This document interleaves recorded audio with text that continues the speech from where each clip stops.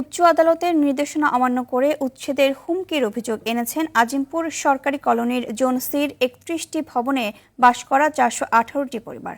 মঙ্গলবার রাতে এক সংবাদ সম্মেলনে গৃহায়ন ও গণপূর্তের আজিমপুর বিভাগের নির্বাহী প্রকৌশলীর বিরুদ্ধে এই অভিযোগ করা হয়। ভুক্তভোগীরা জানান, আজিমপুরে নতুন ফ্ল্যাট বরাদ্দ দেওয়ার কথা থাকলেও তাদের নারায়ণগঞ্জে আবাসন বরাদ্দ দেওয়া হয়।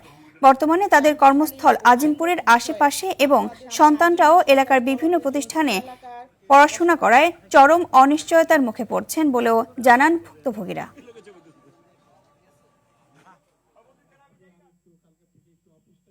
মহামান্য হাইকোর্টের আদেশ তোয়াক্কা না করে আজিমপুর গণপূর্ত বিভাগের নির্বাহী প্রকৌশলী জনাব ফয়সাল হাসান কর্তৃক এলটিদের পরিবারকে বাসায় গিয়ে বিভিন্ন হুমকি, ভয়ভীতি ও হয়রানি বন্ধ করতে মাননীয় প্রধানমন্ত্রী জনাব তারেক রহমানের নিকট ৪১৮টি পরিবারের আকুল আবেদন। ওনারাই তৈরি করতেছেন আমাদের বিল্ডিং ভাঙার জন্য। এখন ধরেন আমরা যে ওনারা প্রত্যেক দিন আসে লোকজন বিল্ডিং ভাঙবে, তো বিল্ডিং ভাঙবে আমরা যাবো কোথায়?